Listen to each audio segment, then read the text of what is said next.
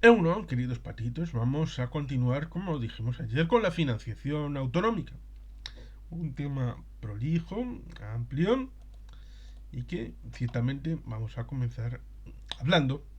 mm, A diferencia de lo mucho que hemos hablado del concierto económico en las 6 partes anteriores, que esperamos te hayan gustado, complementando esta visión con la del título anterior, hemos hecho un análisis que esperamos que también te haya resultado valioso de las relaciones entre los estados federales y los estados federados, estudiando las alternativas de los más importantes del mundo. Ahora, en este título, vamos a dar un paso más y nos vamos a adentrar en el complejo mundo de la financiación de las 15 comunidades autónomas de régimen común, es decir, de todas ellas menos de la comunidad autónoma vasca y de la comunidad foral de Navarra, que como ya muy bien sabes, disfrutan respectivamente del concierto económico y del convenio económico.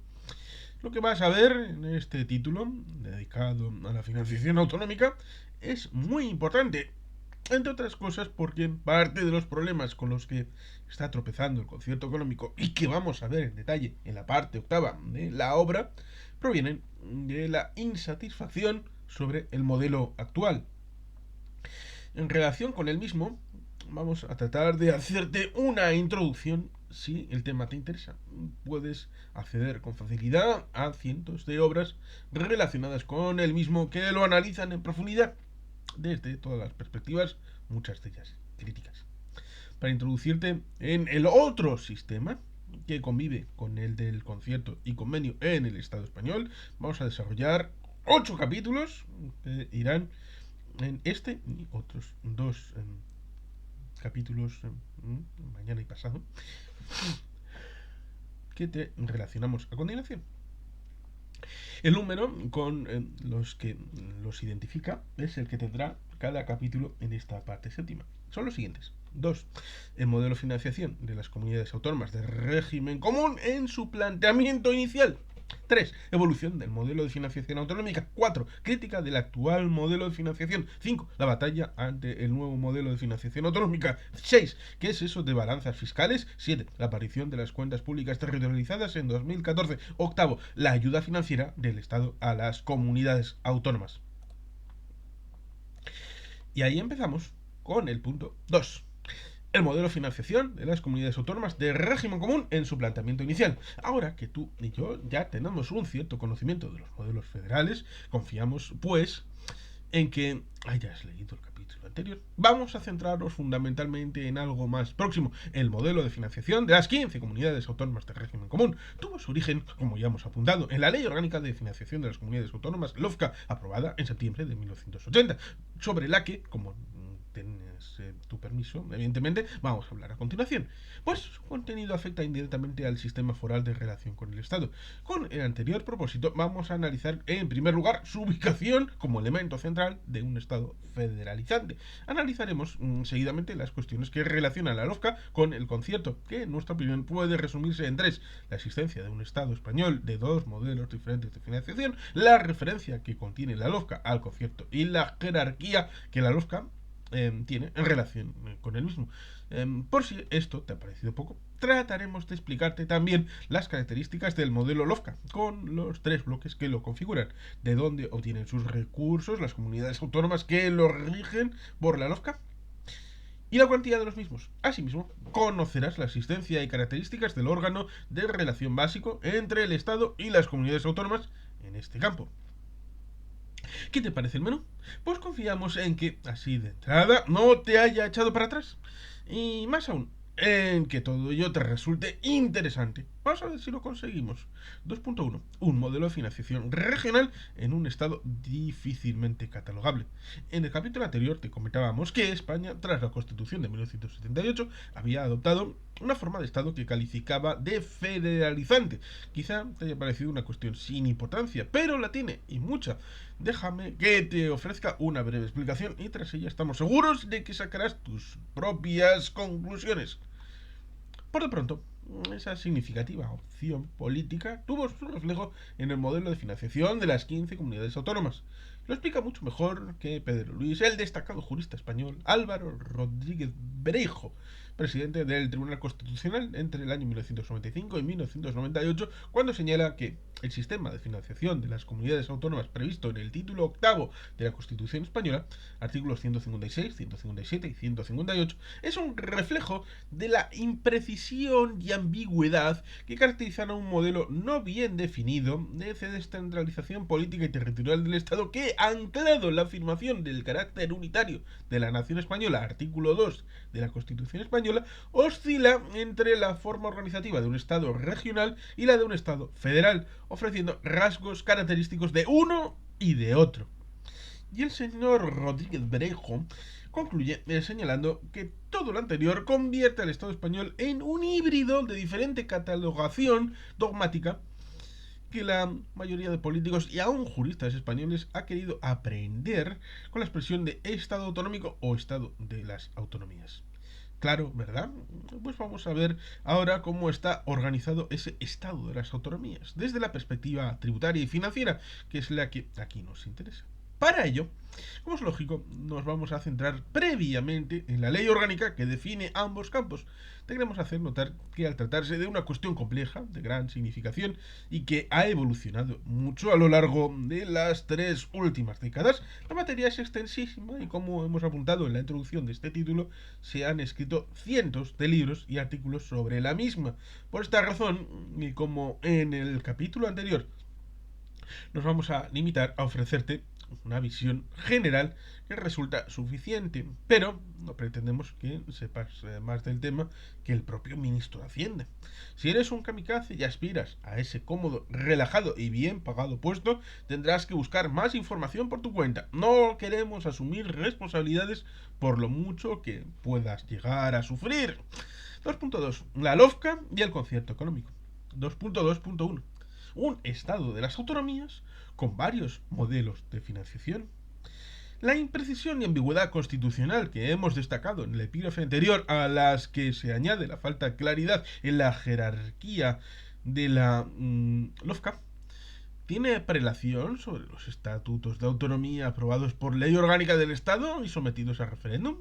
Se tradujo de facto en que en el plano de la financiación, tras la entrada en vigor de la LOFCA el 21 de octubre de 1980, que sustituyó al modelo financiero centralizado del régimen franquista, en el Estado español convivieran durante un cierto tiempo, asómbrate, nada menos que 4 sistemas de financiación totalmente diferentes.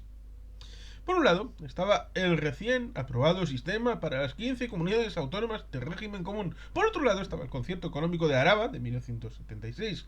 En tercer lugar, el convenio económico de Navarra de 1969. Y para completar el cuadro, el 29 de diciembre de 1980 se terminó de pactar el concierto del País Vasco, que finalmente, tras los difíciles acontecimientos que tuvo que superar y que ya has conocido en la parte cuarta de la obra, entraría en vigor el 1 de junio de 1981, con lo que quedaría derogado el de Araba. Como ves, un verdadero berenjenal que el tiempo ha contribuido a aclarar. Gracias a ello, en el Estado español conviven hoy 2 sistemas de financiación radicalmente distintos. Por un lado, el que como residuo de sus derechos históricos tienen reconocidos los 3 territorios históricos que integran la comunidad autónoma vasca y la comunidad foral de Navarra, cuyo primer convenio económico era de la era democrática, siguió una metodología de aportación económica, como se llama en el al cupo, prácticamente igual al del concierto vasco, aprobado 9 años antes, en 1981. Por otro lado, el que estableció la LOFCA. Como veremos en el capítulo siguiente, este ha evolucionado mucho a lo largo del tiempo, pues ha experimentado nada menos que 7 adaptaciones, y en 2023 siguen siendo 7, de distinta naturaleza y alcance. Las han establecido sucesivas leyes orgánicas del Estado aprobadas el 13 de abril de 1989, el 27 de diciembre de 1996, el 17 de diciembre de 1998, el 13 de diciembre de 2001, el 27 de diciembre de 2001, el 18 de diciembre de 2009, y el 27 de abril de 2012. Como puedes apreciar, estamos hablando de un ritmo de cambio tremendo. ¿Qué indica todo ello?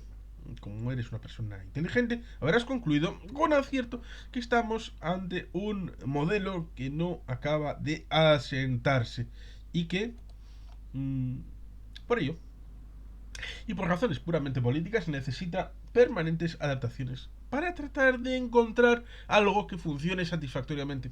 Es importante destacar que estos dos sistemas, aunque totalmente diferentes, son perfectamente compatibles en el plano económico, pues no han creado distorsiones apreciables en el mercado.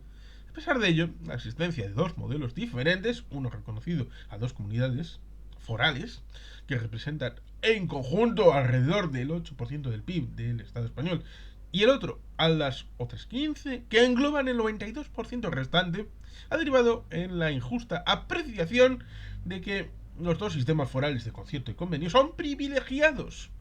Debería hablarse con más propiedad y destacarse más bien que son complementarios o diferenciados dentro de un Estado que reconoce y ampara, según reza la disposición adicional primera de su Constitución, derechos específicos de dos de las comunidades autónomas que hoy lo integran.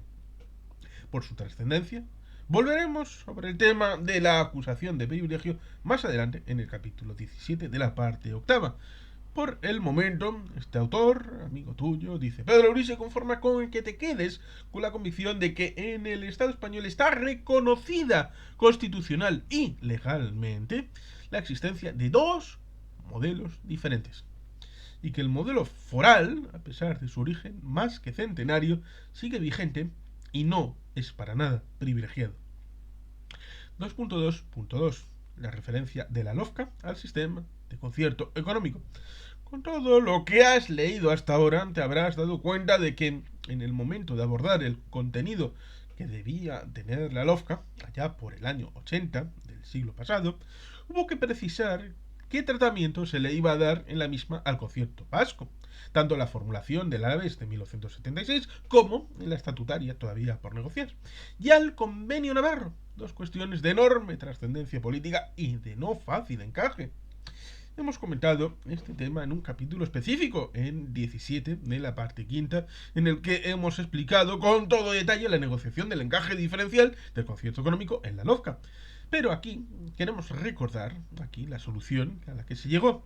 En el caso vasco, en la disposición adicional primera de esa ley orgánica existe una referencia específica al concierto económico, tanto críptica, y que dice así: el sistema foral tradicional de concierto económico se aplicará en la comunidad autónoma del País Vasco de acuerdo con lo establecido en el correspondiente Estatuto de Autonomía. Para solucionar el encaje del convenio navarro se acordó una segunda disposición adicional de contenido algo más específico, quizá porque existía uno en vigor, como hemos explicado en aquel capítulo de la parte quinta. Detrás de aquellas 2,5 líneas de la citada disposición adicional primera de la LOFCA, quizá te haya sonado a música celestial, como le ocurrió a Pedro Luis cuando la conoció. Hubo una auténtica batalla negociadora que te hemos contado en el capítulo al que hacíamos referencia más arriba. Aunque la redacción te pueda parecer trivial, la situación de peligro que se corrió en aquellos momentos fue gravísima, porque el concierto económico todavía no se había terminado de negociar.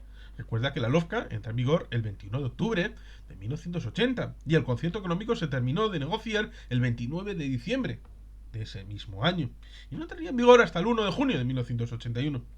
Afortunadamente, como ves, la situación se pudo solucionar con esta disposición adicional aparentemente tan tontorrona que en definitiva dejaba las espadas en el aire. Está completada la negociación del concierto, pero dejando claro que el contenido del Estatuto Vasco no iba a quedar convertido en papel mojado, y como este definía un modelo diferente al Alavés, quedaba al menos claro que el futuro concierto vasco no iba a ser una copia del entonces vigente en Araba. 2.2.3. El alcance de la LOFCA y su jerarquía. Lo primero que hay que definir es el alcance de la LOFCA.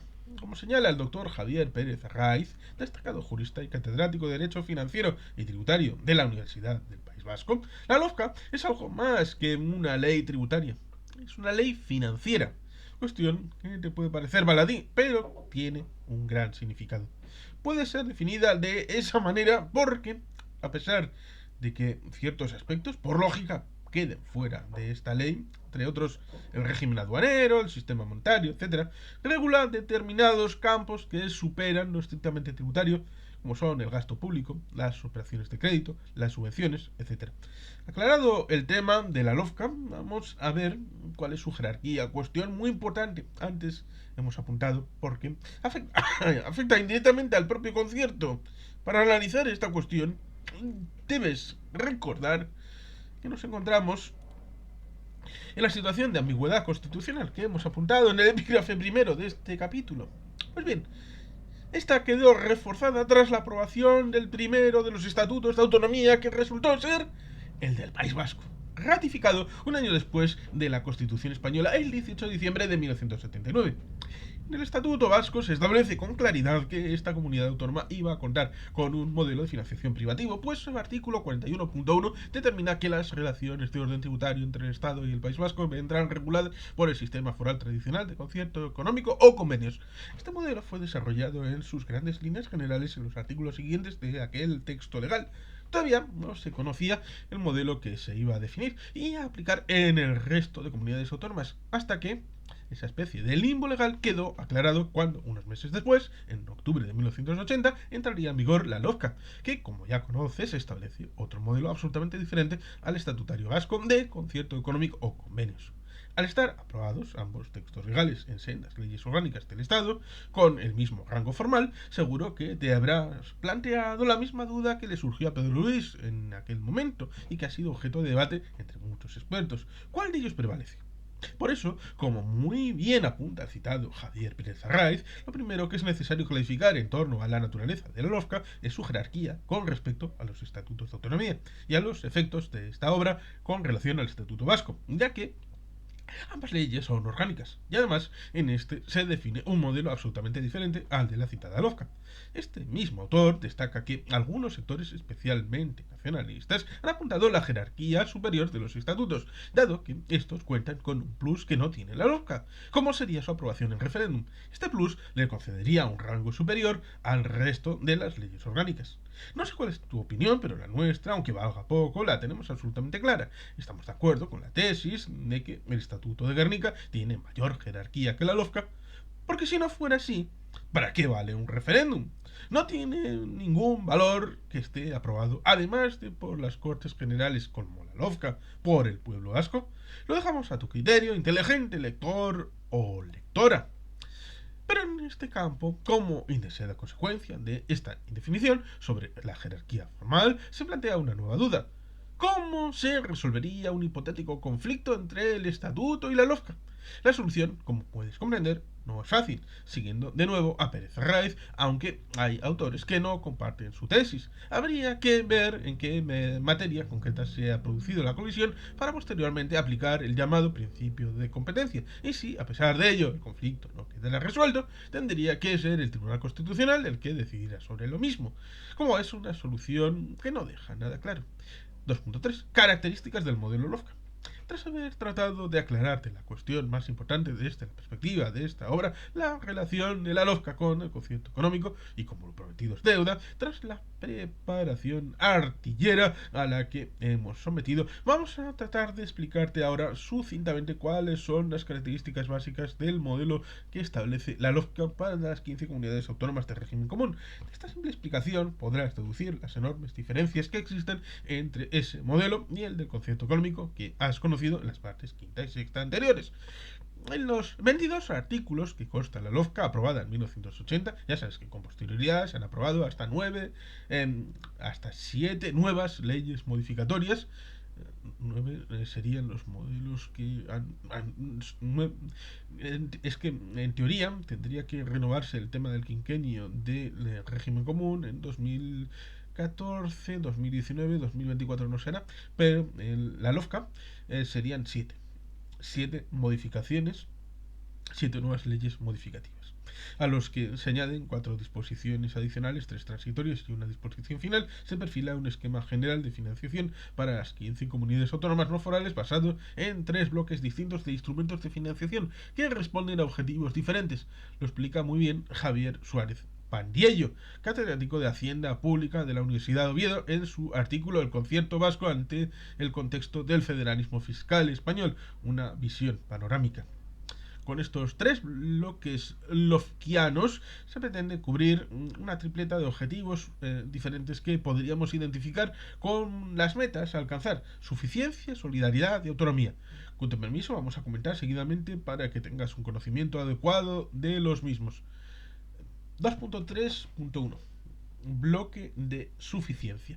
Como dice Javier Suárez, el objetivo inicial de este bloque es cubrir el coste efectivo de los servicios traspasados por el Estado a las comunidades autónomas no forales, de tal manera que éstas pudiesen mantener la cobertura de los servicios públicos al mismo nivel que los venía prestando la Administración Central en el momento de su traspaso. Me parece que podemos adivinar una pregunta que está a punto de salir de tus labios. ¿Qué significa esto? Pues algo muy sencillo, que te explicamos con gusto. Primero, tenemos que precisar qué es eso que acabamos de citar al hablar de servicios traspasados. Pues bien, es el resultado de completar la transferencia de una competencia. Como sabes, la tienes definida en el anexo D de la terminología que figura en la parte final de la parte primera, previo acuerdo entre el Estado y una comunidad autónoma. Una vez que este ha sido alcanzado, el gobierno central traspasa a la autonomía de que se trata una competencia de las que tiene reconocida en su propio Estatuto de Autonomía, que hasta ese momento desarrollaba la Administración Central. ¿Por qué se producen esas transferencias de competencias? Porque, tras la aprobación de la Constitución Española de 1978, se pasa de un modelo de Estado unitario centralizado, en el que todas las competencias las sustenta la Administración Central, a un Estado autonómico descentralizado, en el que parte de las competencias siguen siendo privadas del Estado, por ejemplo, asuntos exteriores, defensa, etc., y otras son reconocidas a las 17 comunidades autónomas, de acuerdo con la formulación contenida en sus propios estatutos. Para hacer realidad este reconocimiento competencial debe efectuarse una transferencia de competencia, lo que se traduce en un traspaso de servicios, personas, medios, materiales, etc. Como no sabemos si esto ha quedado muy claro, permítenos que te pongamos un ejemplo centrado en la competencia de sanidad. Volviendo a los que estábamos analizando, la LOFCA, por aplicación de este principio de suficiencia, garantizado a toda comunidad autónoma a que se vaya a traspasar o transferir desde el Estado la citada competencia, que va a contar con los mismos recursos personales, materiales y financieros con los que se desarrollaba aquel. De esta forma, la comunidad autónoma, que a partir de ese momento adquiere la titularidad formal de la sanidad en su territorio, podrá desarrollar ese servicio público con el mismo nivel de prestaciones y calidad que como la hacía el Estado anteriormente. Expresado en dinero constante y sonante, esto quiere decir que si al Estado le costaba ofrecer el servicio de sanidad a los andaluces un total anual de 1.000 millones de euros, en el momento en el que ese servicio sea transferido a dicha comunidad autónoma, ésta tiene que recibir del Estado 1.000 millones de euros para cumplir así con el principio de suficiencia. ¿Está más claro ahora? Por lo tanto, para poder pagar el sueldo de médicos y enfermeras, el sostenimiento y mantenimiento de los hospitales, ambulatorios, etc., tal y como lo hacía el Estado, este transfiere a la comunidad autónoma no solo los medios, hospitales, doctores, personal sanitario, etc., sino también los recursos, es decir, lo que costaba a él prestar este servicio, de forma que la comunidad autónoma lo pueda desarrollar con la misma suficiencia presupuestaria con que lo hacía el Estado. Pero, ¿de dónde sale el dinero que necesita la comunidad autónoma para gestionar los servicios que conlleva esa competencia? Para conseguir que la comunidad autónoma tenga recursos suficientes, el profesor Javier Suárez señala que el Estado procede a ceder determinados tributos a las comunidades autónomas y a complementar su financiación con un porcentaje de participación en los ingresos del Estado. En otras palabras, volviendo al ejemplo de la sanidad, para que la comunidad autónoma de Andalucía, a la que se ha transferido la sanidad, puede pagar su coste de 1.000 millones de euros, sueldos, medicinas, etcétera, el Estado cede a esa comunidad autónoma parte de lo que la administración tributaria estatal recauda en su territorio con alguno de los impuestos, y a ello añade además parte de la recaudación que obtiene de las 15 comunidades de régimen común. A lo mejor has pensado, qué generoso es el Estado. Pues de eso, nada de nada, rien de rien. Lo que hace es pagarle por esa vía a la comunidad autónoma lo que él venía gastando en sanidad en su territorio. En otras palabras, lo que el Estado deja de pagar se lo transfiere a la comunidad autónoma junto a los médicos, enfermeras, hospitales, etcétera. Con ello, el cumplimiento del principio de suficiencia en el primer año, si la transferencia ha sido correctamente valorada, está garantizado. En los años sucesivos, la situación puede ser muy diferente. No se te ocultará que a partir del momento en el que recibe una transferencia, la comunidad autónoma tiene claro el gasto, el sueldo del personal sanitario, las medicinas, el coste de la luz, de los hospitales. Pero en el ingreso depende en gran parte del Estado. Si éste lo reduce o no lo aumenta, la situación de la comunidad autónoma se puede convertir en crítica desde un punto de vista financiero. ¿Qué es lo que ha ocurrido desde que se inició la crisis y muy especialmente a partir de 2010? Te anticipamos, para que tengas una idea muy clara, que esto no ocurre en el caso de Euskadi, porque el principio de suficiencia no es aplicable al modelo de concierto. Te puede sorprender esto, pero no debes olvidar que Euskadi no recibe dinero cuando se le transfiere una competencia, sino que deja de pagar el 6,24%. Ya ves que ha vuelto a aparecer el porcentaje que has visto repetido en las partes cuarta y quinta anteriores y que te sugería que utilizaras para el cálculo de tu donativo tras la lectura de esta primera parte del libro, del coste de esa competencia de los presupuestos generales del Estado.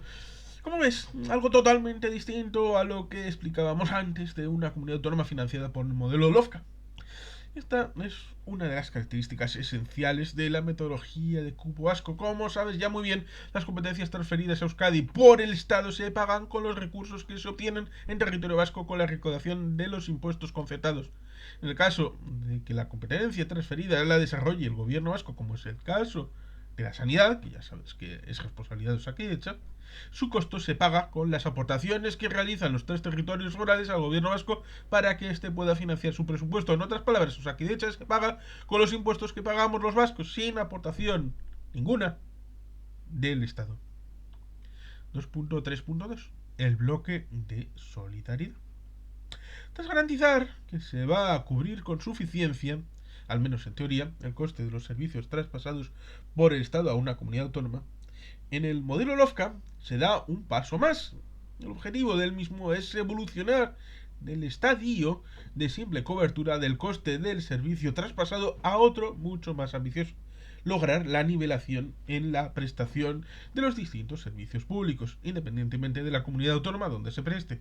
En otras palabras, y volviendo al ejemplo de la sanidad, con todo ello se persigue avanzar hacia una igualdad en la calidad de la misma en Andalucía, en Canarias o en Extremadura, hasta que se sitúe a nivel de la de Madrid o la de Cataluña. Expresado de una manera más técnica, Javier Suárez señala que los instrumentos del bloque de solidaridad estaban previstos para tratar de acortar las diferencias en dotaciones de stock de capital público entre comunidades. La LOFCA asumía, con acierto total, que aquel Estado unitario, que estaba comenzando a transformarse en Estado de las autonomías, no prestaba los servicios públicos, sanidad, educación, seguridad ciudadana, servicios sociales, etcétera, con el mismo nivel de calidad en las distintas regiones españolas, antes de iniciar el proceso de transferencias. Por ello, a la garantía de cubrir el coste efectivo de los servicios públicos que recibe una comunidad autónoma del Estado, se decidió añadir una cantidad adicional en concepto de solidaridad para que esos servicios públicos transferidos se llegaran a situar algún día al mismo nivel de calidad con el que se prestaban en las mejores comunidades autónomas en cada uno de los campos. Como te puedes figurar, los servicios públicos de mejor calidad se prestan en general en las comunidades autónomas de mayor renta. Por tanto, con ese ejercicio activo de solidaridad se pretende, de facto, beneficiar a las comunidades autónomas de menor renta. Para ello, el Estado resta recursos a las comunidades más ricas, Madrid, Cataluña, etc., y los transfiere a las más pobres, Andalucía, Extremadura, Canarias. De esta manera, paso a paso, siguiendo con el ejemplo de la sanidad, se busca que la calidad de la misma en Badajoz sea equivalente a la de Barcelona y que la de Almería se iguale con la de Madrid. Estamos seguros de que te habrás quedado conmovido, estimado lector o lectora, o emocionada, distinguida lectora, por tan noble propósito, cuasi evangélico. Y tras ello, te habrás preguntado, ¿y eso cómo se hace?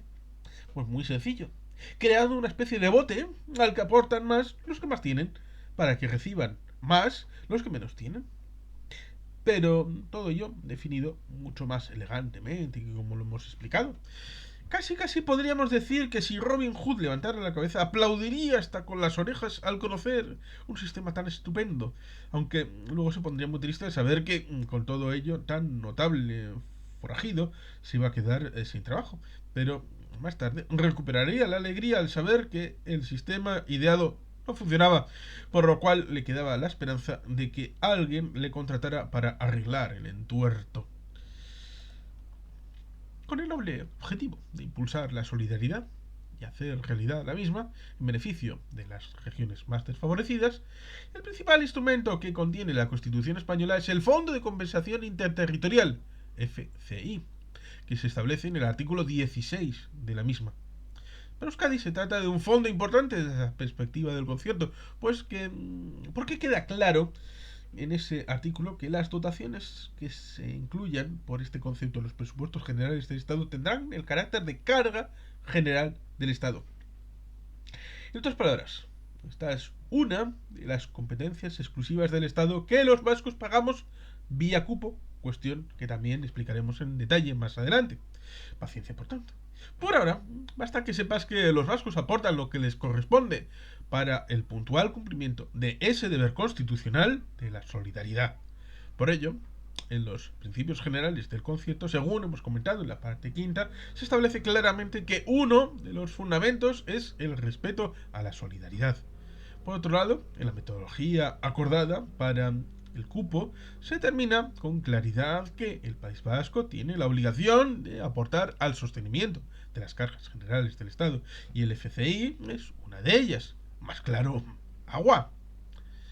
2.3.3. El bloque de autonomía.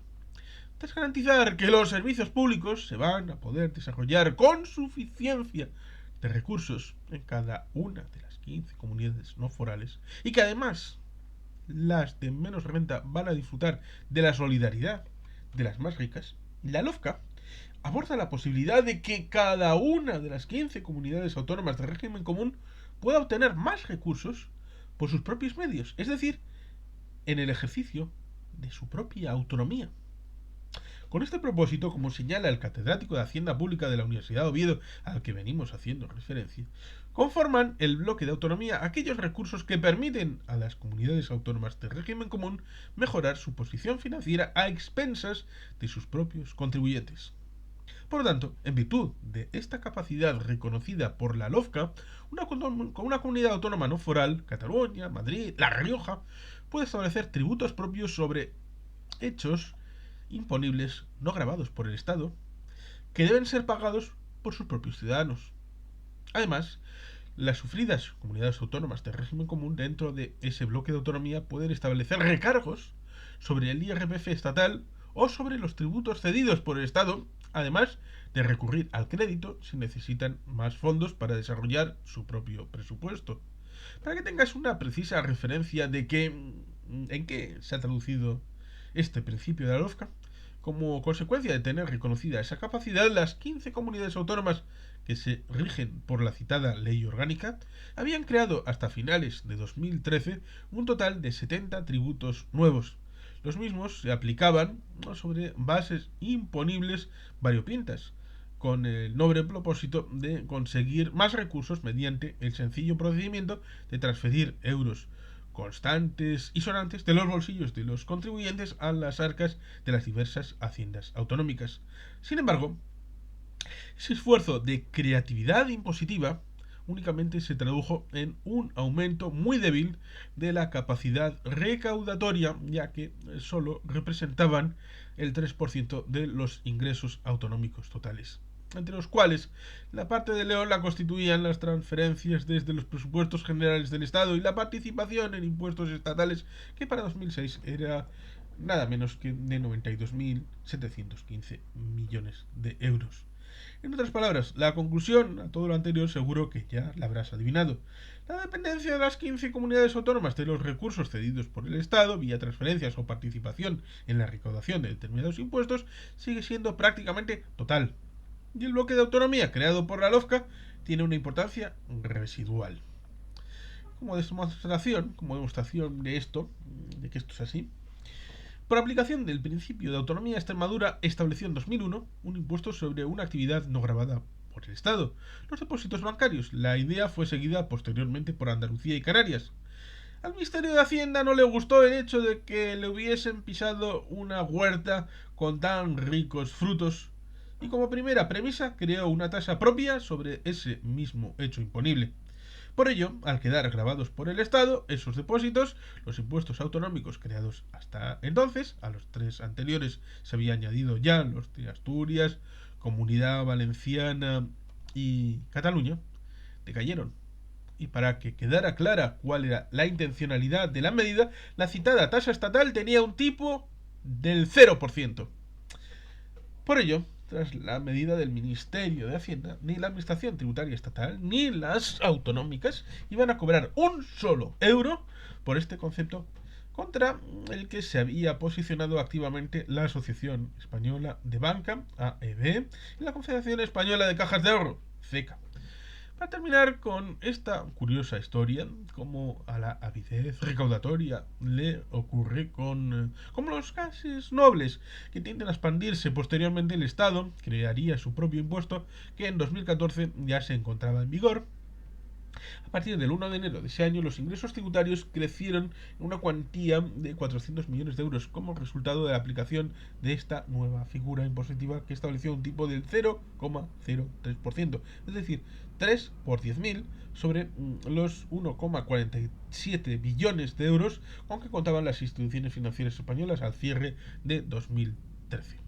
Como ves, el objeto inicial declarado por el Ministerio de Hacienda de que los depósitos bancarios reciban el mismo tratamiento en todas las comunidades autónomas para así preservar la unidad de mercado y la eficiencia del mercado, ya ha quedado cumplido con la creación de un único impuesto estatal.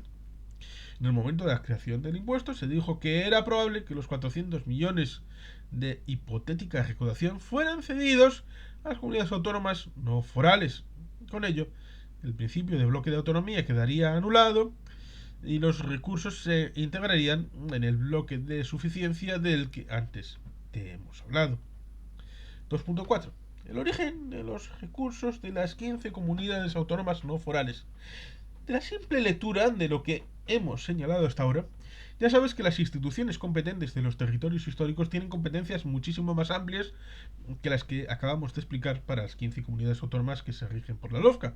Y la explicación que te vamos a dar a continuación sobre las fuentes de donde provienen los recursos de las comunidades no forales, ampliando lo que hemos apuntado en el epígrafe anterior, te va a confirmar lo que acabamos de señalar.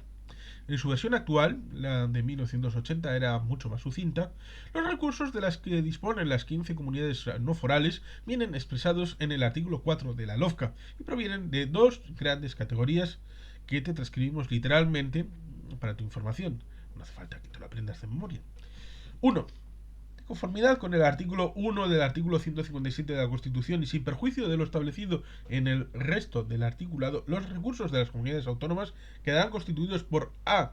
Los ingresos procedentes de su patrimonio y demás de derecho privado. B.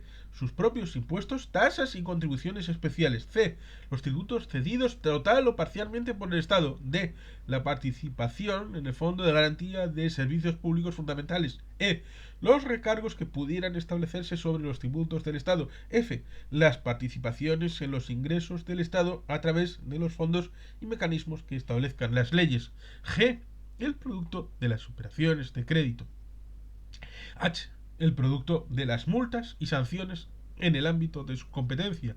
Y sus propios precios públicos. 2. En su caso, las comunidades autónomas podrán obtener igualmente ingresos procedentes de A. Las asignaciones que se establezcan en los presupuestos generales del Estado, de acuerdo con lo dispuesto en la presente ley. B. Las transferencias de los fondos de compensación interterritorial cuyos recursos tienen el carácter de carga general del Estado a los efectos previstos en los artículos 2, 138 y 158 de la Constitución. Como has visto, son nada menos que 11 las fuentes de ingresos que permiten el funcionamiento de las 15 comunidades autónomas no forales. De ello, podrás deducir que las mismas viven en la opulencia. Pero ya te he comentado que no es así. Y te daré algún dato expresivo en el epígrafe siguiente. Entre las 11 fuentes de ingreso de estas comunidades figura un concepto que la LOFCA define como tributos cedidos total o parcialmente por el Estado. Es el mismo al que hacíamos referencia en este capítulo al hablar del denominado bloque de suficiencia. En otras palabras, quien recauda en todo el Estado, menos en el País Vasco y en Navarra, es la agencia tributaria estatal. Y parte de lo que recauda se lo cede a las 15 comunidades no forales y con el resto financia su propio presupuesto estatal. En 2013 estaba totalmente cedida a las 15 comunidades autónomas no forales la recaudación del impuesto sobre sucesiones y donaciones, la del impuesto sobre transmisiones patrimoniales onerosas y el de actos jurídicos documentados. Estos recursos impositivos totalmente cedidos se complementaban con el 50% de la recaudación del impuesto de la renta de las personas físicas, con el 50% del IVA y con el 58% de la recaudación estatal de los impuestos estatales. ¿Te parece mucho o poco? Para que tus dudas queden despejadas, te sugiero que leas el siguiente epígrafe. 2.5. La cuantía de los ingresos cedidos a las comunidades autónomas de régimen común. Intuimos que al leer todo lo anterior y comprobar las numerosas fuentes de ingresos que relaciona el artículo 4 de la LOFCA y los ingresos impositivos cedidos por el Estado, te habrá saltado de inmediato una pregunta. Oye, aunque no vivan en la opulencia, todo esto, ¿cuánto representa? Pues te diremos que es bastante. Sobre todo si lo comparas con el sueldo de un pobre mileurista, pero claramente insuficiente para las necesidades de recursos que tienen esas 15 comunidades autónomas que tras el inicio de la crisis de 2007 y la consiguiente caída brutal de los ingresos tributarios han pasado por situaciones financieras críticas. En otras palabras, el bloque de suficiencia al que hacía referencia más arriba se ha convertido más bien en bloque de insuficiencia. Así lo ponía de relieve una persona tan competente como es el entonces conseller de Economía y Coneixement de la Generalitat de Cataluña, el gran economista Andreu Mas-Colell, quien señalaba acertadamente el 1 de junio de 2014 que es una quimera pensar que se puede mantener el estado de bienestar mientras se reducen los recursos que llegan a las autonomías. La política de continuar ahogando a las autonomías amenaza el corazón de los servicios públicos. En otras palabras, podríamos decir que no hay suficiencia para pagar las competencias de las comunidades autónomas. Y eso no se le ocultará que son palabras mayores, porque servicios públicos que presentan las comunidades autónomas tienen una gran repercusión sobre la calidad de vida, sobre las expectativas de futuro de los ciudadanos y ciudadanas. Pues estamos hablando de competencias tales como educación, sanidad, medio ambiente, cultura, infraestructuras, prestaciones sociales, etc. En otras palabras, las comunidades autónomas, incluidas en este caso las forales, tienen a su cargo el núcleo del estado de bienestar al que aludía acertadamente el conseller Mas-Colell. Para superar su crítica situación financiera porque las aportaciones de recursos del Estado no les llegaban para cubrir sus presupuestos, estas 15 comunidades autónomas no forales han tenido que recibir fuertes inyecciones de liquidez procedentes del Estado a través de préstamos del llamado Fondo de Liquidez Autonómica, el FLA, y del Fondo para la Financiación del Pago a Proveedores, FPP, por un montante conjunto de nada menos que 102.634 millones de euros. 1,7 billones de esa antigua moneda llamada peseta, hasta el año 2014. No está mal, ¿verdad? No nos extendemos más porque te comentaremos en detalle el contenido y objetivos de estos dos fondos y el de Fondo de Financiación a Comunidades Autónomas, que lo sustituye en el capítulo 8 siguiente de esta parte octava. Pero, con todo lo anterior, tienes una buena panorámica de la situación y la certificación de que el principio de suficiencia proclamado en la LOFCA no se está cumpliendo, porque las cesiones de impuestos desde el Estado han sido claramente insuficientes para que estas comunidades autónomas pudieran desarrollar los servicios públicos que les fueron transferidos en condiciones satisfactorias. La explicación a esta lamentable situación la vas a ver de inmediato con la simple observación de cómo ha evolucionado dichos ingresos en los años más duros de la crisis. Ingresos impositivos de las 15 comunidades autónomas no forales.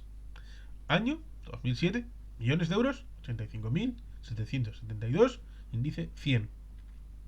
2008, 82.745 millones, índice 96. 2009, 78.853, índice 92. 2010, 65.826 millones de euros, índice 77. Y solamente 2011, 88.782 millones de euros, índice 104. Como puedes ver, la crisis ha pasado una dura factura a estas administraciones públicas en términos de fuerte caída de la recaudación impositiva hasta el 2010. Y como los gastos se adaptan con mucha mayor lentitud a la coyuntura. Esto explica la enorme cuantía de los mecanismos de préstamo que han arbitrado el Estado para que las comunidades autónomas pudieran superar situaciones críticas, como verás en el capítulo 8 siguiente. Y también lo que ves cada día en los medios de comunicación: implantación del copago, reducción de becas, limitación en servicios sociales. Como te hemos anticipado más arriba, la previsión que hace el Estado en los presupuestos de 2016 por este concepto es de 92.715 millones de euros. En 2015 la dotación presupuestaria fue de 85.258 millones de euros, a los que se añadían 93.047 más de los mecanismos de préstamo que acabamos de mencionar, el Fondo de Liquidez Autonómica y el de pago a proveedores que comentamos en el citado capítulo 8 siguiente. 2.6. El órgano de relación entre el Estado y las comunidades autónomas, el Consejo de Política Fiscal y Financiera. Además de definir el origen de los ingresos de las comunidades autónomas y otras cuestiones de interés sobre las que no nos extenderemos para evitar que este capítulo se haga interminable, el artículo 3 de la LOFCA establece la creación de un organismo importante que conviene que conozcas. Se trata del llamado Consejo de Política Fiscal y Financiera de las Comunidades Autónomas, en cuya constitución, por esas casualidades que tiene la vida, le tocó participar a Pedro Luis Uriarte. Este importante consejo tiene como objetivo garantizar la adecuada coordinación entre la actividad financiera de las haciendas regionales y la de la Hacienda del Estado. Se trata de una comisión consultiva y deliberante que está constituida por 3 ministerios: el de Hacienda, que es su presidente, el de Economía y el de Administraciones Públicas, y por los consejeros de Hacienda de las 17 comunidades y las 2 ciudades autónomas. Por ello, tras la entrada en vigor de la LOFCA, y siendo Pedro Luis consejero de Economía y Hacienda del gobierno vasco, se incorporó a las reuniones de este consejo como miembro nato del mismo. Su reunión constitutiva tuvo lugar el 1 de julio de 1981 y recuerda que su duración fue muy breve, solo de 1 hora. De ella da cumplido testimonio, documento gráfico acompañado de las líneas que se puede ver sonriente. Supone Pedro Luis que en ese caso tendría en su sitio el botón superior del pantalón al que ha hecho referencia en la parte primera, acompañado de las importantes personalidades que se indiquen en el pie de foto y algunas otras cuyo nombre no recuerda y les pide perdón por ello. En el magnífico salón Carlos III, anexo al despacho del ministro de Hacienda. Ahí en esa primera reunión del Consejo de Política Fiscal y Financiera del 1 de julio de 1981, y donde de izquierda a derecha estaba Jaime Treboller, secretario del Consejo, el ministro de Economía y Comercio, Juan Antonio García Díez, el ministro de Hacienda, Jaime García Lloveros, presidente del Consejo, el ministro de Administración Territorial, Rodolfo Martín Villa, y frente a ellos el conseller de Economía y Finanzas de la Generalitat de Cataluña, Ramon Trias Fargas, y el autor de la obra, el consejero de Economía y Hacienda del Gobierno vasco, Pedro Luis Uriarte, entre otros asistentes.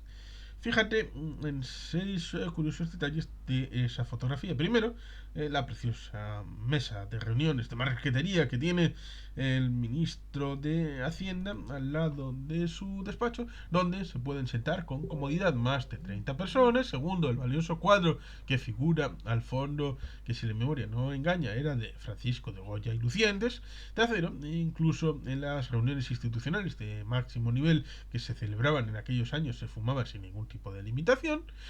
Cuarto, todos los presentes eran hombres. Quinto, los micrófonos estaban dirigidos hacia los ministros y ninguno de ellos hacia los consejeros de Hacienda, de lo cual puedes deducir quién pretendía llevar la voz cantante en aquella reunión constitutiva. Y el sexto detalle es que la reunión todavía no había comenzado. ¿Por qué lo sabe? Porque estaban todos sonrientes. Quiero dejar claro que su participación como representante de Euskadi en las reuniones de ese consejo fue de facto como puro oyente, porque las materias que afectaban y afectan a la comunidad autónoma vasca se planteaban y decidían siempre en otro órgano. En este caso bilateral y paritario, que ya conoce la Comisión Mixta del Concierto Económico. Por esa razón, en todas las votaciones que se celebraron en las reuniones del Consejo de Política Fiscal y Financiera a las que Pedro Luis Uriarte asistió, optó por la abstención. No te puede confirmar con absoluta certeza, pero supone que habrán seguido haciendo lo mismo los consejeros vascos de Hacienda que le siguieron en el cargo, que por imperativo legal han sido también miembros de este consejo. Las funciones del Consejo de Política Fiscal y Financiera son muy amplias y se extienden a los 7 ámbitos de gran significación que se enuncian a continuación, para que estés informado de a qué se dedica este Consejo: a la coordinación de la política presupuestaria de las comunidades autónomas con la del Estado, a la emisión de informes y adopción de acuerdos relacionados con el principio de estabilidad presupuestaria, del que hablaremos más adelante en esta obra, el estudio y valoración de los criterios de distribución de los recursos del Fondo de Compensación Interterritorial, el estudio de los métodos utilizados para el cálculo de los costes de los servicios transferidos a las comunidades autónomas, la coordinación de la política de endeudamiento y de inversiones públicas. En general, en todo aspecto de la actividad financiera del Estado y de las comunidades autónomas que, dada su naturaleza, precise de una actuación coordinada.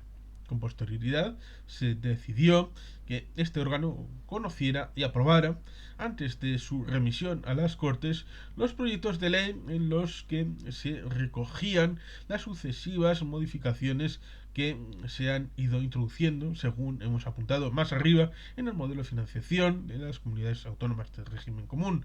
Se trata, por lo tanto, de un consejo muy importante, puro, pero cuya actividad afecta fundamentalmente a las 15 comunidades autónomas del régimen común y solo tangencialmente al País Vasco y a Navarra. Pues ya sabes que la relación de estas con el Estado es bilateral.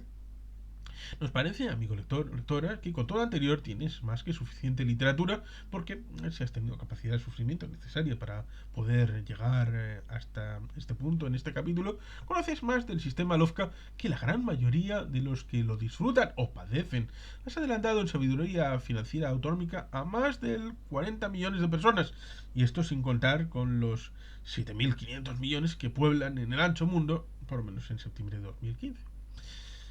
Esperamos que todo lo anterior no te haya resultado ni demasiado complicado ni aburrido, y que ahora te encuentres con ánimo para pasar al siguiente capítulo, en el que vamos a ver la evolución que ha seguido el modelo LOFCA.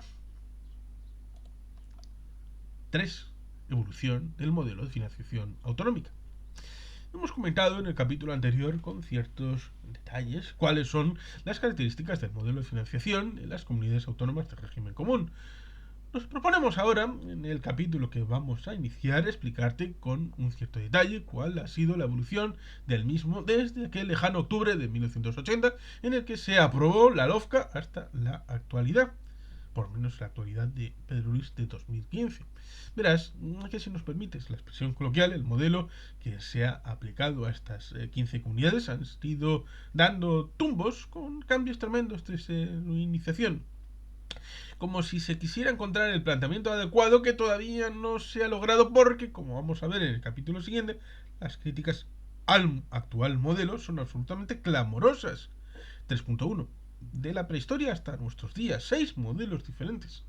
Señala Jesús Cérvulo González en un interesante artículo publicado en El País el 25 de octubre de 2015, titulado La travesía hacia una España federal, que la historia de la financiación autonómica está lejos de ser algo sexy, pero su relato es el de un viaje que ha transformado a España de un estado centralista a uno casi federal. Una obra que ha marcado la historia política y económica del país. Si el dinero es poder, la crónica de la financiación autonómica es la del traspaso de poderes desde Madrid a la periferia. En cualquier caso, por su parte añade a la descripción del tránsito que realiza ese periodista que, cuando nos encontramos en 2015, dice Pedro Luis, la acumulación de poder que existe en lo que denominamos Madrid es abrumadora y creciente. Continúa Jesús Cérvulo González señalando que, aunque la travesía había comenzado en 1980, como la promulgación de la LOFCA, fue en mayo de 1985 cuando consejeros de Economía y Finanzas de las comunidades autónomas se reunieron en el Parador Nacional de Sigüenza, en Guadalajara, con responsables del gobierno socialista que entonces presidía Felipe González, para esbozar un sistema con el que financiar la España de las autonomías. En aquel momento, el responsable de la Secretaría de Estado de Hacienda y posteriormente ministro sería Josep Borrell i Fontelles. Fue el anfitrión de aquella importante reunión en la que se logró un primer acuerdo para establecer una fórmula de financiación conjunta para todos. De hecho, como apunta acertadamente ese periodista, aquel fue uno de los primeros cónclaves autonómicos para tratar asuntos financieros, que posteriormente se repetirían casi anualmente en los consejos de política fiscal y financiera.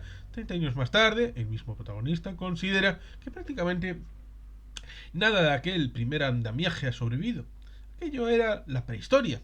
Y es que desde la aprobación de la LOFCA se han sucedido nada menos que 6 modelos diferentes de financiación para las 15 comunidades autónomas de régimen común. Serían los siguientes.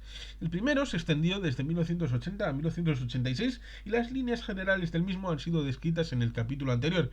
El segundo discurriría entre 1987 y 1991.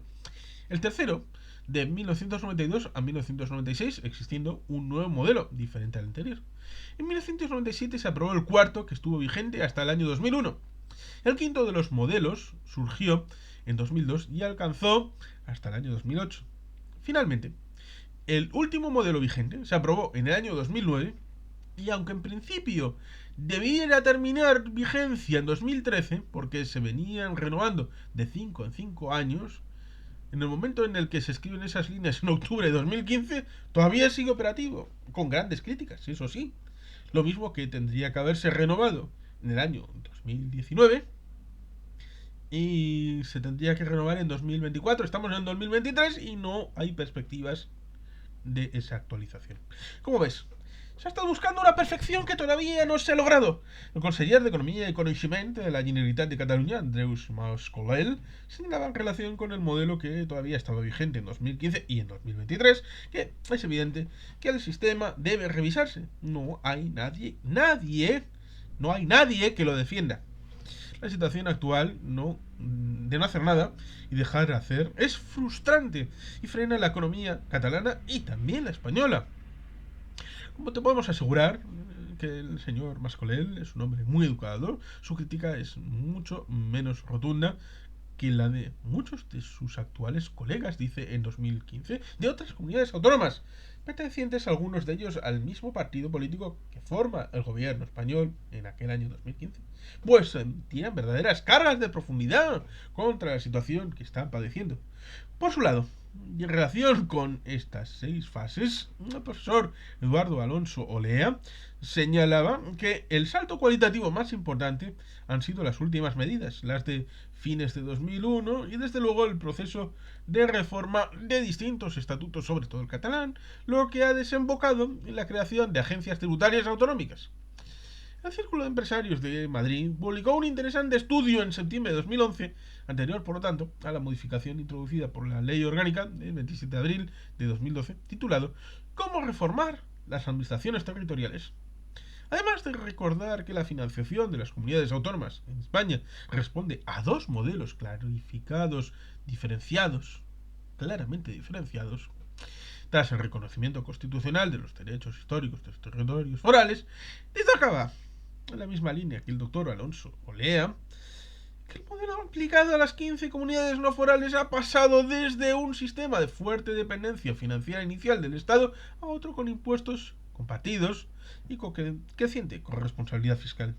Por el contrario, y es importante que tengas esto muy en cuenta, la metodología del cupo establecida para el concierto económico en 1980 y los principios en las que se asienta este han sido muchísimo más estables a lo largo de las 3 últimas décadas. 35 años en 2015. Ahora serían 43. 3.2. Las razones que explican tantos modelos diferentes. Suponemos que te habrá sorprendido ante tantos cambios de rumbo y te habrás preguntado de inmediato cuáles han podido ser los motivos para que una cuestión tan sustancial como esta haya experimentado tantas modificaciones. Como pasa siempre, en este tipo de supuestos confluyen razones técnicas, por ejemplo las relacionadas con los cambios del sistema tributario o la aparición de nuevos impuestos, con razones de coyuntura económica, la mayor o menor necesidad de recursos en función de la evolución de la recaudación impositiva. Y también resultan fundamentales las razones políticas.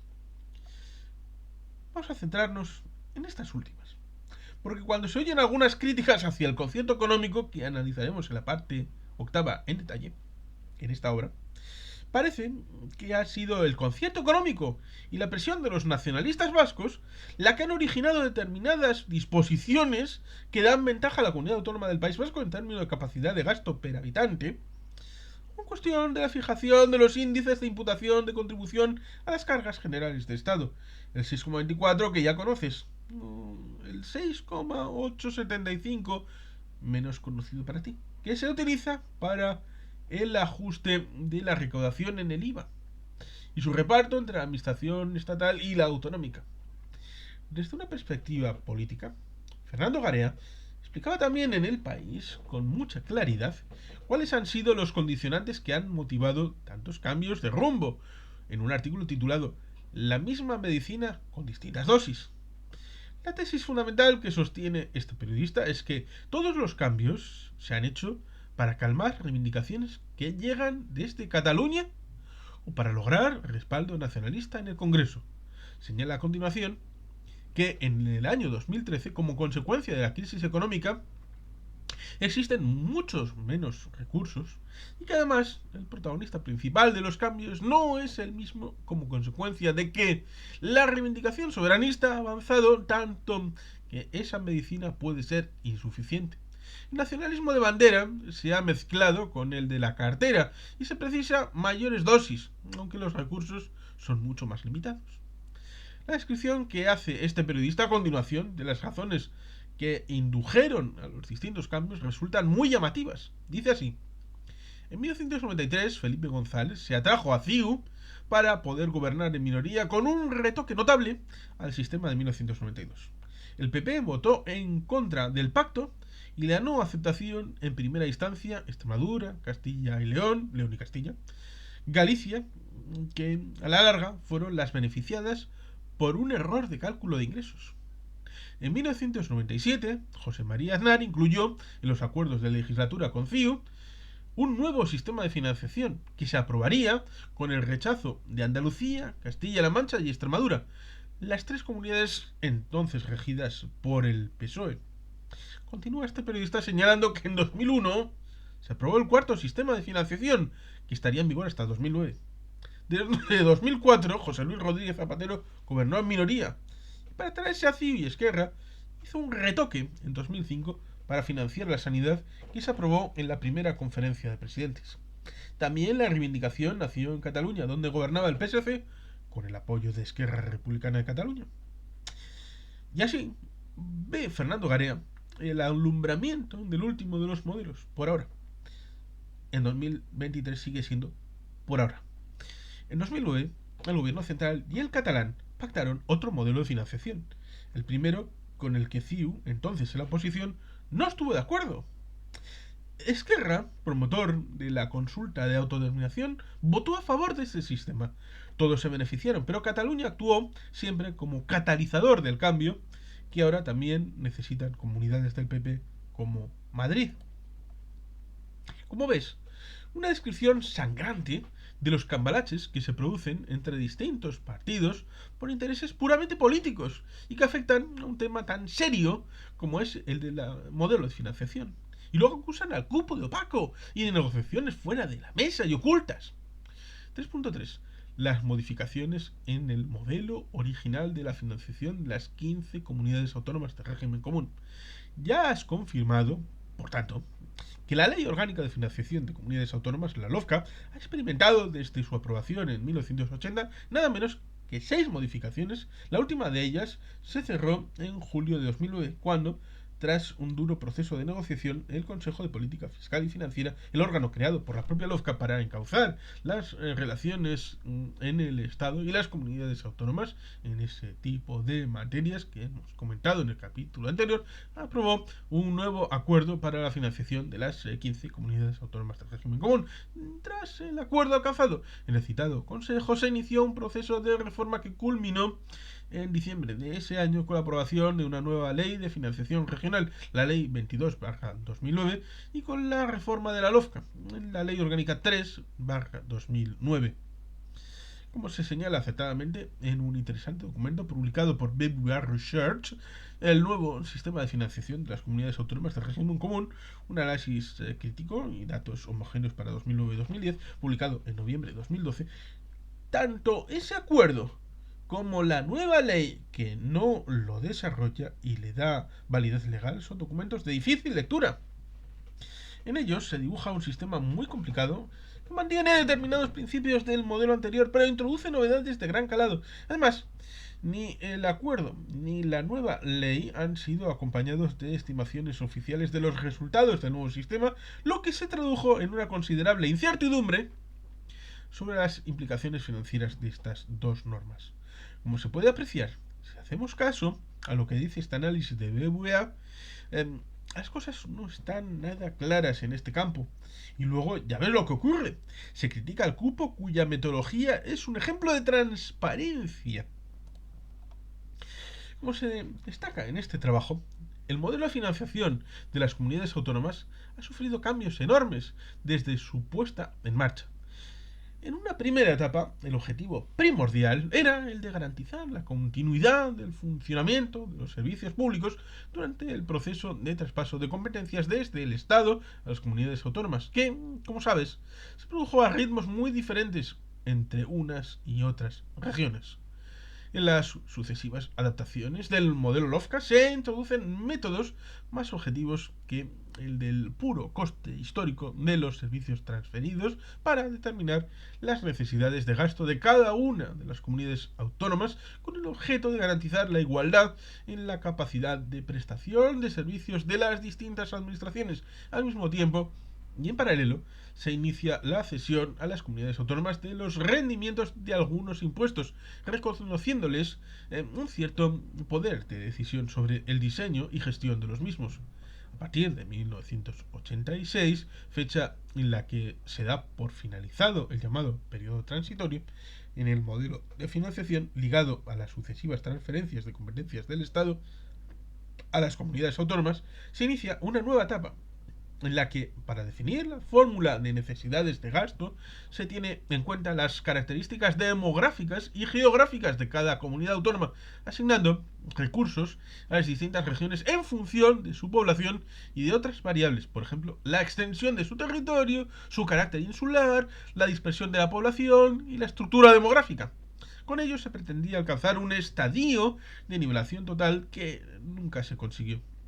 Como se señala en el estudio de BBVA que estamos citando, es importante resaltar que las fórmulas de necesidades de gasto del sistema de financiación regional no llegan nunca a aplicarse de forma satisfactoria en la práctica. La negrita es propia, intensificada con la pasión. Efectivamente, como indica este interesante trabajo, todas las fórmulas han quedado desvirtuadas por la inclusión en los sucesivos acuerdos logrados en el Consejo de Política Fiscal y Financiera de numerosas cláusulas de excepción y de otros elementos ad hoc que han originado que la distribución final de los recursos disponibles en el año base de cada nuevo modelo terminase no pareciéndose demasiado a lo que exigía al formularse. Como puedes ver, una situación realmente kafkiana que puedes completar si entiendes a continuación la frase que se recoge del estudio de BBVA que venimos siguiendo. En realidad, la asignación inicial de cada nuevo sistema ha sido fruto de un acuerdo político entre las administraciones implicadas que siempre se ha negociado bajo una fuerte restricción del statu quo que garantizaba a cada comunidad al menos los recursos que venía percibiendo desde el sistema anterior. El subrayado, por lo tanto, es igualmente importante. En definitiva, y hablando claro, las negociaciones que se fueron realizando para lograr las sucesivas reformas del sistema se centraron fundamentalmente en cuánto dinero adicional aportaría el Estado y en cómo se repartiría esa cantidad en vez de fundamentarse en la lógica de la teórica fórmula de reparto. En segundo lugar, la cantidad a percibir por cada una de las comunidades autónomas se nutría en parte por la cesión a las mismas de los rendimientos de determinadas figuras tributarias, así como por la gestión de algunas de ellas, partiendo del supuesto de que las comunidades autónomas no iban a utilizar sus competencias normativas en materia tributaria para modificar la presión fiscal sobre sus ciudadanos. Tiene una gran significación el hecho de que la ganancia o pérdida de recaudación que se pudiera obtener modificando la presión fiscal sobre los ciudadanos de una comunidad autónoma no se compensaba mediante una modificación en la dirección contraria de las transferencias que le realizaba el Estado, con lo cual esa ganancia o pérdida no aumentaba o disminuía los recursos fiscales de que se disponía. Por lo tanto, el volumen de financiación real de cada comunidad autónoma en un año determinado se obtenía sumando la recaudación real de ese año de los tributos cedidos que corresponden a la comunidad autónoma y las transferencias estatales del llamado Fondo de Suficiencia, que crecían al mismo ritmo en todas las comunidades autónomas receptoras, con independencia de lo que sucediera con su población o con sus ingresos tributarios, con lo cual, sorprendentemente, no se ha garantizado en absoluto que la financiación de cada comunidad autónoma evolucionara en paralelo a sus necesidades de gasto. 3.4. El modelo vigente de financiación de las comunidades autónomas del régimen común. El modelo actualmente vigente, que tuvo su origen en diciembre de 2009, que no se modificó cuando se habla en estos términos de 2015, que el gobierno actual ha prometido modificar en 2016, de nuevo. Con ello llegaríamos a 7 modelos diferentes desde el año 1980, pero en 2023, spoiler para Pedro Luis de 2015, todavía no se ha modificado. No se modificó en 2014, no se modificó en 2019 y no se modificará probablemente en 2024. Introdujo en 2009 una serie de modificaciones, de novedades importantes en relación con el modelo con el que se venían financiando las 15 comunidades autónomas del régimen común. Serían los siguientes. Primero, un aumento significativo en las cesiones tributarias, lo cual se traduce en un aumento del peso de esos recursos en relación con las provenientes de las transferencias del Estado a las comunidades autónomas. Segundo, una mayor extensión de las competencias de las distintas regiones de régimen común para regular determinados aspectos relacionados con los tributos que se les había cedido. Tercero, crecimiento significativo del volumen total de recursos del sistema que en su momento se estimó en más de 11.000 millones de euros aunque los críticos de aquel modelo señalaron que estaban orientados fundamentalmente a favorecer la posición de Cataluña y de Andalucía. Cuarto, el mantenimiento del Fondo de Suficiencia Global, similar al anterior Fondo de Suficiencia, cuya finalidad es contribuir a la financiación de todas las competencias transferidas y asegurar a cada comunidad autónoma el mantenimiento del status quo, es decir, que ninguna de ellas va a perder recursos respecto a los que recibía en el sistema anterior. Quinto, la creación de 3 nuevos fondos que canalizan hacia las comunidades autónomas las transferencias desde el Estado y persiguen una redistribución de ingresos tributarios entre ellas. Estos 3 fondos son el Fondo de Garantía de Servicios Públicos Fundamentales, que se nutre con un 75% de los ingresos tributarios teóricos en las comunidades autónomas y con una aportación adicional del Estado con el fin de absorber alrededor del 70% de los recursos del sistema de financiación de comunidades autónomas y que se reparte entre las mismas en proporción a sus necesidades estimadas de gasto. Tiene como objetivo garantizar que todas las comunidades autónomas puedan ofrecer un nivel similar en la prestación de servicios fundamentales: sanidad, educación, servicios sociales. 2 nuevos fondos de convergencia autonómica que se financiarán con recursos del Estado con el objetivo de promover la convergencia entre comunidades autónomas en renta per cápita y en financiación per habitante, ajustado por los costos relativos de provisión de los servicios públicos. El primero de los objetivos lo debe cubrir el Fondo de Cooperación, cuyos recursos se distribuyen entre las comunidades autónomas de menor renta per cápita y aquellas que tengan una dinámica poblacional especialmente negativa. Y el segundo, el llamado Fondo de Competitividad, cuyo objetivo es reducir las diferencias de financiación per cápita entre comunidades autónomas.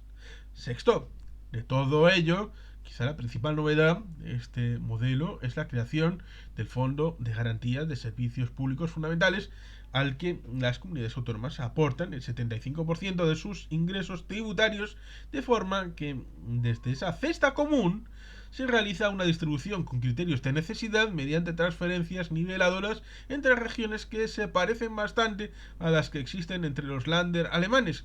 Este fondo se reparte en función de la población ajustada de cada comunidad autónoma actualizada anualmente. Como ves, estamos ante una diferencia fundamental con la metodología del cupo. En este fondo se aporta a una cesta común el 75% de los ingresos de cada comunidad autónoma y se recibe en función de la población.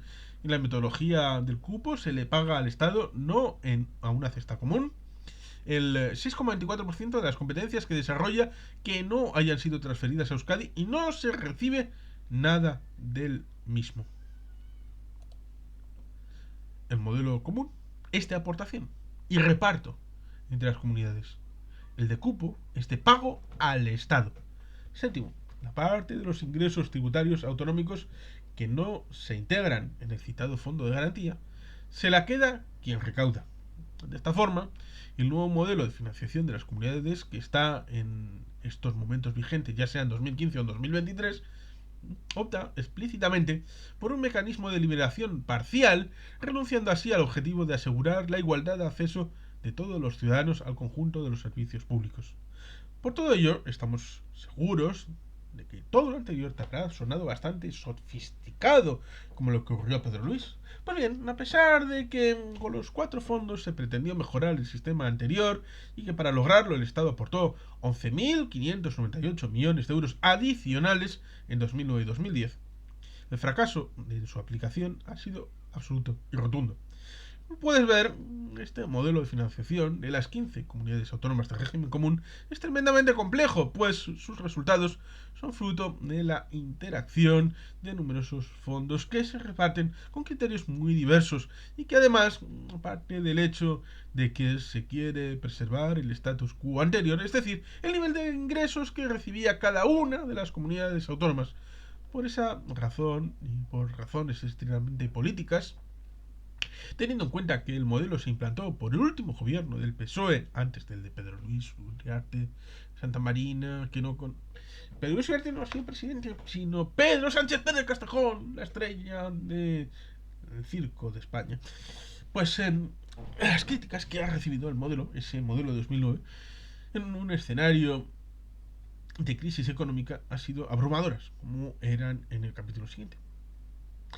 En el análisis que viene siguiendo Pedro Luis Uriarte, publicado por BBVA, se señala que el nuevo modelo conserva uno de los vicios fundamentales de su antecesor, la ausencia de un criterio claro de reparto de los recursos destinado a las administraciones regionales, o si se prefiere, la falta de operatividad del mismo, tanto a corto como a largo plazo.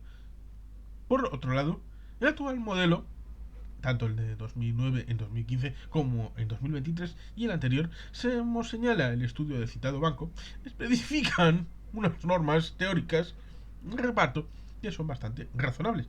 Pero ninguno de ellos garantiza el cumplimiento siquiera aproximado de tales normas, ni a corto ni a largo plazo. Por ello, la asignación de recursos base en cada modelo es fruto de un pacto político, muy condicionado por el statu quo, y no tiene demasiado que ver con lo que exigiría la fórmula teórica aprobada.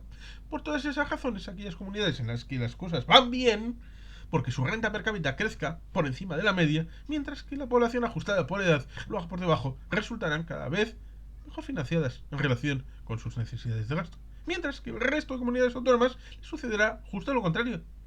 Por último, el estudio de BBVA señala que con el nuevo modelo se refuerza la percepción ya existente entre los líderes regionales de que la fórmula más barata para ellos de conseguir recursos adicionales es presionando al Estado para que los incorpore al sistema de financiación.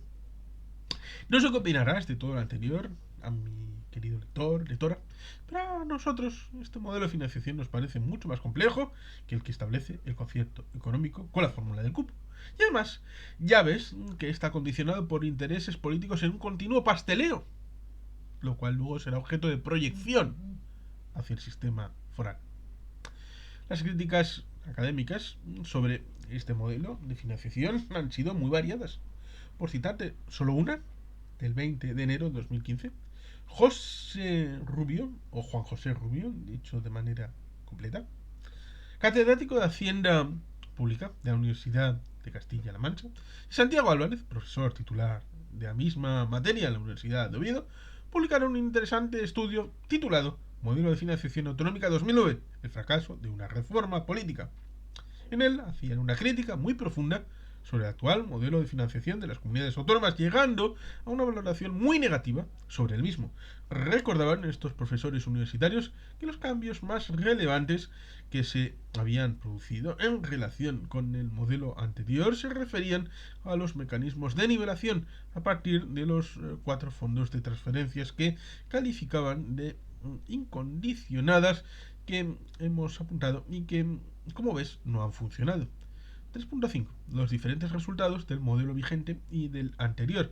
Para explicarte este punto vamos a seguir el trabajo publicado por Ángel de la Fuente en noviembre de 2013 y titulado La evolución de la financiación de las comunidades autónomas de régimen común 2002-2011. Este investigador, que tantas críticas ha lanzado contra el concierto económico, en este trabajo realiza un interesante análisis sobre la evolución de la financiación de las comunidades de régimen común desde el año 2002 hasta el 2011. Como comenta este experto, y con este objetivo, se construyen series de financiación efectiva a competencias homogéneas que intentan aproximar los recursos del sistema ordinario de financiación autonómica habría proporcionado a los gobiernos regionales durante el periodo analizado para financiar las competencias comunes a todas las comunidades autónomas si éstas hubieran aplicado una escala tributaria común en los impuestos sobre los que tienen capacidad normativa. Creemos que es interesante que analices el cuadro que figura a continuación porque te darás cuenta, en primer lugar, del crecimiento del nivel de financiación de las comunidades autónomas de régimen común, que como verás ha experimentado un aumento en esos 9 años de un 38,8%. Pero sobre todo es interesante ver la distinta composición de los ingresos de estas comunidades con el modelo vigente en el año 2002 con el actual de 2011, según el informe, según lo que dice el informe de Ángel de la Fuente, para BBVA Research, fuente, la evolución de la financiación de las comunidades autónomas de régimen común 2002-2011, Ángel de la Fuente, BBVA Research, documento de trabajo número 13/32, noviembre de 2013, página 2. Cuadro, financiación a competencias homogéneas de las 15 comunidades autónomas de régimen común, millones de euros, 2002-2011.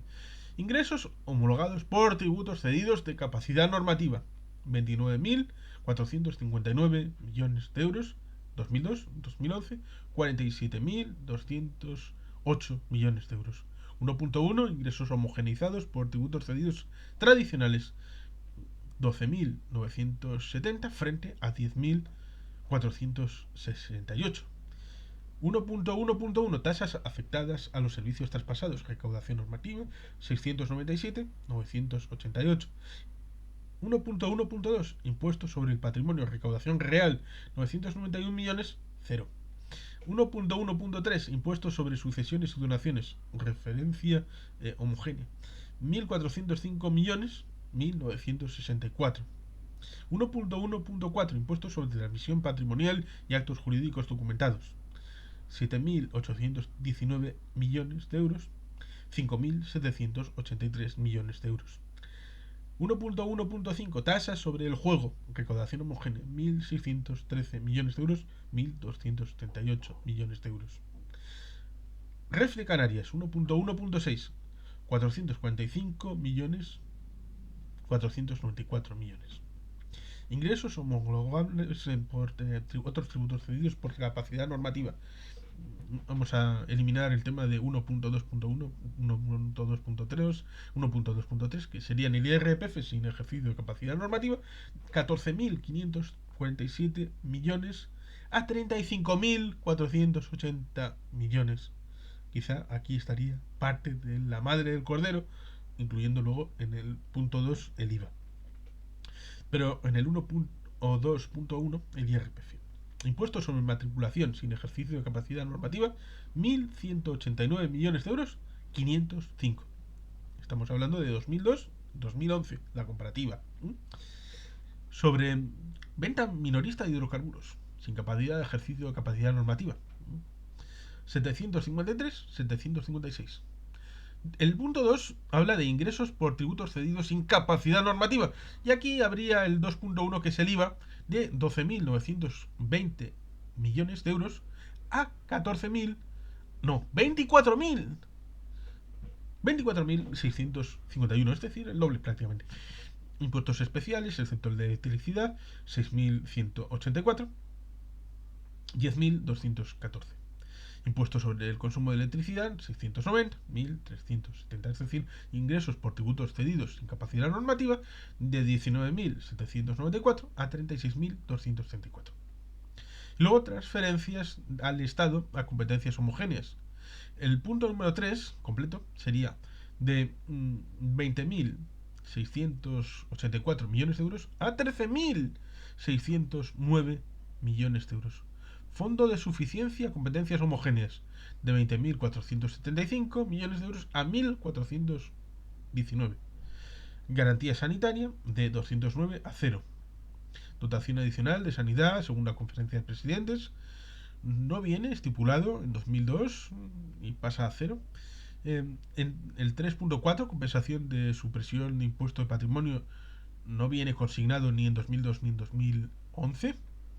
Y parecido sucede respecto al resto de asuntos de fondo de transferencia de fondo de garantía, fondo de cooperación, fondo de competitividad, compensación de disposición adicional tercera y ajuste por 3.1 por valoración de las políticas lingüísticas, que me entiendo que evidentemente, al ser incorporados en la reforma de 2009, pues no vienen incorporados en 2002, sino en 2011, con cuantías como transferencia al fondo de garantía de 7.053 millones de euros, fondo de cooperación de 1.792 millones de euros, fondo de competitividad de 2.292 millones de euros, y un total, un cuarto, de financiación global, financiación efectiva a competencias homogéneas, de 69.937 millones en 2002 y 97.052 millones en 2011. Esperamos que el contraste de los datos del cuadro anterior te haya resultado interesante. 3.6. Las causas del retraso en la aprobación de un nuevo modelo de financiación. El nuevo modelo de financiación de 2009 tendría que haber sido sustituido por uno nuevo antes de el 31 de diciembre de 2013, fecha de su culminación y de caducidad, por decirlo de alguna manera. Por tanto, para las 15 comunidades autónomas de régimen común, las cartas del juego se van a repartir de nuevo. O se tendrían que repartir de nuevo cuando se apruebe ese nuevo modelo. Inicialmente fue prometido para la segunda mitad de 2014, vuelto a prometer para 2015 y finalmente, por el momento, pospuesto y propuesto para 2016. Pero Pedro Luis, las promesas se hicieron en los años siguientes, porque debería haberse renovado en 2014, no se hizo, en 2019 no se hizo, y en 2024 seguramente no será. El gobierno español ha estado tratando de ganar tiempo porque sabe que para cuadrar ese sudoku tiene sobre la mesa la aportación estatal a las comunidades autónomas, incluidas Cataluña, Madrid, Andalucía, Valencia, Baleares, Murcia, y están haciendo una presión tremenda. Tendrá que aumentar sustancialmente. Para que te sirva de referencia, te comentamos que todas las sucesivas modificaciones del modo de financiación de las comunidades autónomas de régimen común que se deducen de la LOFCA, aprobada en 1980, el Estado ha tenido que poner sobre la mesa los euros, en otro tiempo pesetas, adicionales necesarios para que ninguna quedara perjudicada con una menor dotación. Como clarificadora referencia, en la última revisión, la de 2009, el aumento de esas dotaciones ya has visto que fue de 11.598 millones de euros. Y a pesar de ello, ahora las 15 al completo se consideran perjudicadas. Entonces presidente madrileño Ignacio González, siempre incisivo, señalaba en una conferencia pronunciada el 3 de marzo de 2014 que Madrid tiene una balanza fiscal negativa de 11.882 millones de euros. Mientras que Andalucía la tiene positiva, recibe más que lo que aporta por 7.594 millones. El País Vasco por 3.138 millones. Y Navarra por 618 millones, según datos de las cuentas públicas territorializadas para 2011, sobre las que hablaremos en el capítulo 7 siguiente. Hasta 2015 ha sido imposible que el Estado pudiera aportar una cifra adicional tan elevada como la de 2009, salvo que hubiera habido un sensible aumento de recaudación vía una mayor presión fiscal efectiva, lo cual era impensable por puras razones electorales que se han ido traduciendo en numerosas propuestas gubernamentales de rebajas impositivas, o una mejora muy clara de la situación económica de la que se dedujeran fuertes crecimientos de los ingresos de las haciendas distintas.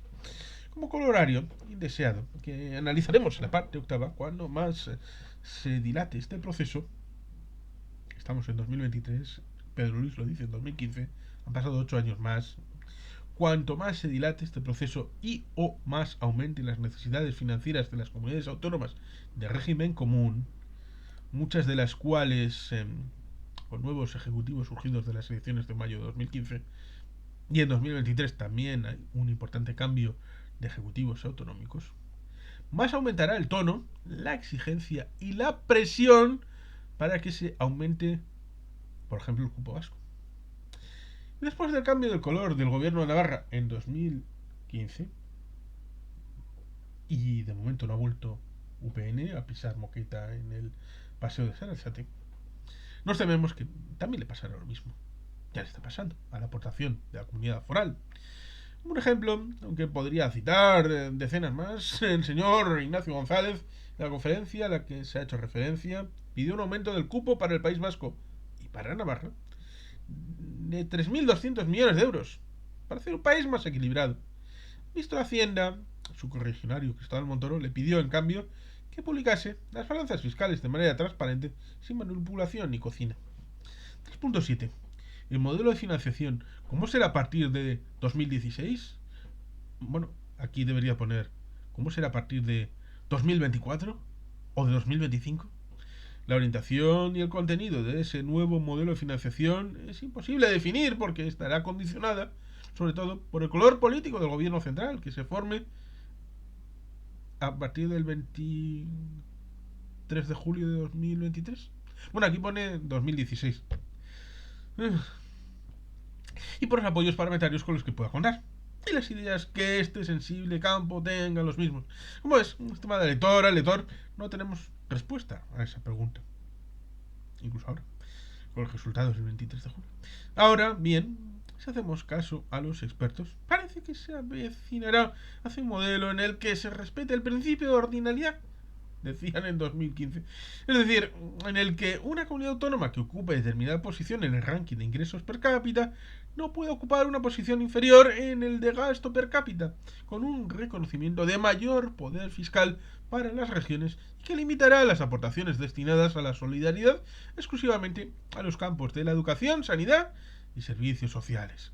Eran esas las conclusiones del periodista Jesús Cérvulo González, recogía el 15 de octubre de 2013 en aquel artículo titulado muy expresivamente Solidaridad, solo lo esencial. Llevaba a las conclusiones que hemos comentado anteriormente después de hablar con Alain Cuenca, investigador de FUNCAS, Ángel de la Fuente, director general de FEDEA, Carlos Monasterio, catedrático de la Universidad de Oviedo, Julio López Laborda, catedrático de la Universidad de Zaragoza, y Santiago Lago, catedrático de Economía Aplicada de la Universidad de Vigo. En las manifestaciones recogidas a esos periodistas había alguna francamente interesante, como el ejemplo del comentario de Julio López Laborda, que señalaba que el límite a la solidaridad debe ser lo que el Estado central defina como servicios públicos fundamentales. Hubo otro comentario que no se adjudica a ninguno de los intervinientes, en el que se dice, en relación con las comunidades autónomas de régimen común, que habría que obligarles a ejercer la autonomía fiscal que tienen, aunque no es fácil porque primero el gobierno central tiene que establecer una reputación de dureza y convencer a las regiones de que no les va a sacar las castañas del fuego. Si no, seguirán haciendo lo mismo que hasta ahora, gastar más de la cuenta y luego pedir más dinero a Madrid en vez de subir sus impuestos. Este último párrafo es especialmente interesante, porque si te fijas, lo que este experto preconiza para las comunidades autónomas de régimen común es precisamente un principio que asume la metodología establecida en el año 1981 para la determinación del cálculo del cupo. De acuerdo con la misma, la comunidad autónoma del País Vasco corre con el 100% del riesgo de recaudación. Y desde luego, no se le pasa ni por asomo por la cabeza pedir más dinero a Madrid en vez de subir impuestos. Con este epígrafe vamos a dar por finalizado este capítulo 3 con la evolución del modelo de financiación autonómica, que espero que haya resultado interesante. Vamos a pasar a continuación a analizar las numerosas críticas que recibe este modelo. Pero quizá esto empezamos mañana. Y sin más, queridos patitos, es que ricasco, agur bat. Beti bien.